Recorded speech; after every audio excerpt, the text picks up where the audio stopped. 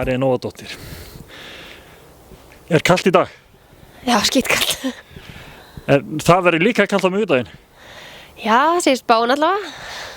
Erum við nokkuð að velta okkur upp því?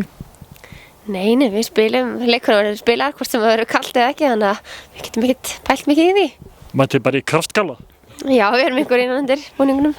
Karen, ef við snúum okkur nú bara alvörunni, 2011 þá spilað þú heimaleik hérna á móti Potsdam en þurftir að vera að horfa á eftir hinuleiknum, þá fórstu að klappa á ljónum og tígrisdýrum í Afríku. Var það ekkert erfitt þá?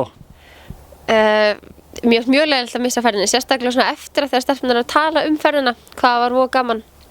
Leiðilegt að hafa ekki tekið þátt í því, sko. En ég, gerði mitt í heimaleiknum og svo bara ferðinni heiti annað. Hafa stelpurnar svolítið myndi á hvað það var gaman út í Potsdam? Já. Það erfitt?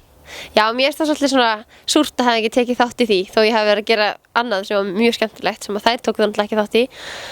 En já, svolítið leiðilegt að hafa ekki verið með alla leið í þessu. Karin, hvernig gengur undirbúningur núna fyrir leikinn á móti Sorki? Hann gengur bara vel. Við erum reyndar núna eftir æfingu þá erum að fara að horfa á leik með þeim sem það spiluðu í deildinni sinni. Það er fyrsta sem við sjáum af þeim, sko. En við erum búin að vera að reyna svona breyta okkar leik örlítið, eftir hvernig þær eru að spila, en aðal upplegið samt bara að spila hópbolta eins og við gerum best og ekkert vera að velta okkur mikið upp úr andstæðingunum, af því að það skiptir engu máli hvort að þær spila svona hins en að við gerum ekki það sem við þurfum að gera, þannig að þetta bara að fara út úr gluggann. Það má kannski segja eins og svo oft hefur við sagt að maður getur verið sinn eigin erfiðasti andstæðingur, eða erfiðasti andstæðingur segir maður sjálfur. Já, eins og ég var að segja, ef við gerum ekki það sem við getum best og stöndum okkur ekki og spilum ekki okkar leik, þá þetta bara, skiptir engu máli hvað þær gera þá í rauninni. En ætla ekki að leggja upp með það, gera eitthvað besta? Jú, ég held að það sé bara ekkert annað í boði. Leið og segir bara gangi vel, bara líka að gera svo eins og stelpurnar gerðu fórum daga. Þetta var ógeðslega gaman í Potsdam. Já, ég ætla bara að hunsa þetta og segja bara takk fyrir að segja gangi vel.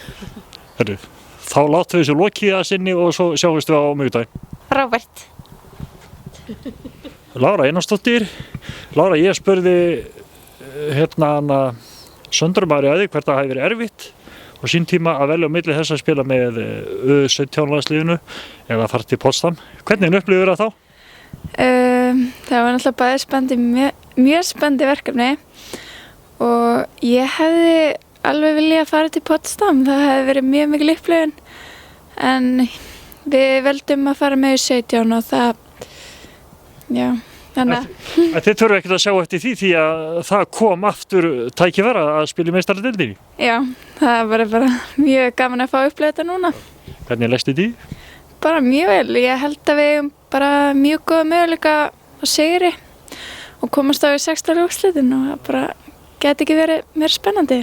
Það yrði náttúrulega ef að svo staði kemur upp þá yrði það náttúrulega bara draumur í dós.